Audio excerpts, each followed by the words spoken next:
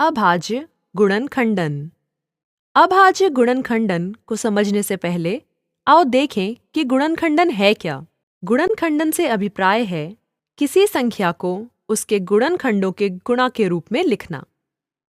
उदाहरण के तौर पे हम 6 को लिख सकते हैं 1 गुणा 6 या 2 गुणा 3। आओ एक और उदाहरण लें।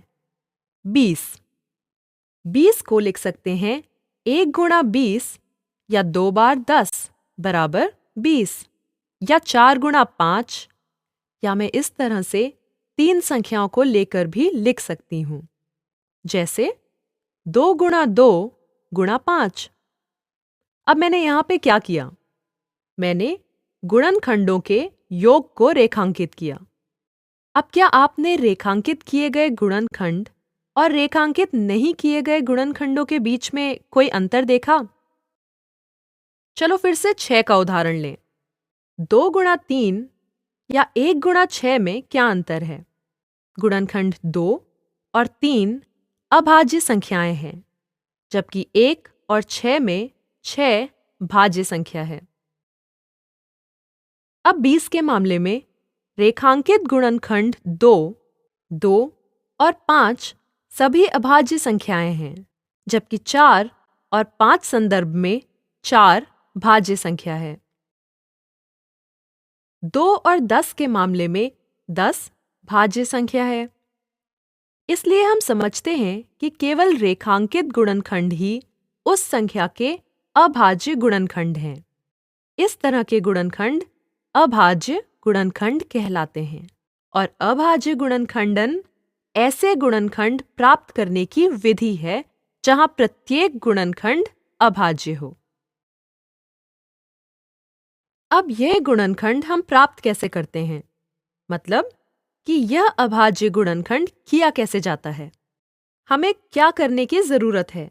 हमें दी गई संख्या को लगातार अभाज्य संख्याओं द्वारा भाग करने की जरूरत है जब तक उसके सभी अभाज्य गुणनखंड प्राप्त न हो जाएं। इसलिए अभाज्य गुणनखंडन अभाज्य संख्याओं द्वारा बार बार भाग करके किया जाता है। चलो एक उदाहरण लें। 20। तो अब हम इसे अभाज्य संख्याओं द्वारा भाग करना शुरू करते हैं। सबसे छोटी अभाज्य संख्या क्या है? 2। तो हम 2 से भाग करते हैं। 20 भाग 2 बराबर 10। फिर 10 2 द्वारा विभाज्य है, तो 2 से भाग करने पर उत्तर आएगा 5। क्या 5 किसी भी संख्या के द्वारा विभाज्य है? नहीं, क्योंकि 5 स्वयं एक अभाज्य संख्या है। इसलिए हम यहाँ पर रुक जाते हैं। अब सभी संख्याएं जिनका उपयोग हमने भाग करने में किया और अंतिम संख्या जो विभाज्य नहीं थी, ये सभी अभाज्य संख्याएं मिलकर किसी संख्या के अभाज्य गुणनखंड बनाती हैं। अब चलो एक और उदाहरण लें। 36। 36 विभाज्य है। क्या यह 2 से विभाज्य है?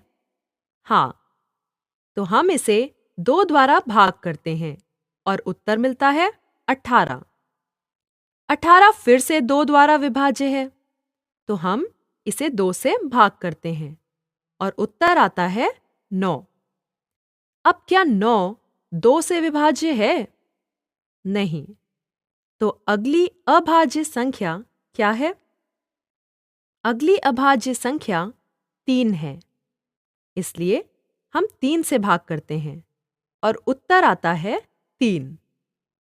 3 भी एक अभाज्य संख्या है जिसको आगे विभाजित नहीं किया जा सकता, तो हम यहाँ से आगे रुक जाते हैं।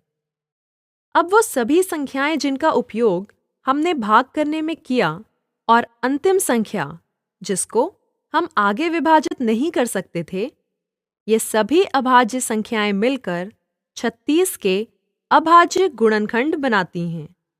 इसलिए 36 के अभाज्य गुणनखंड हैं 2, 2, 3 और 3।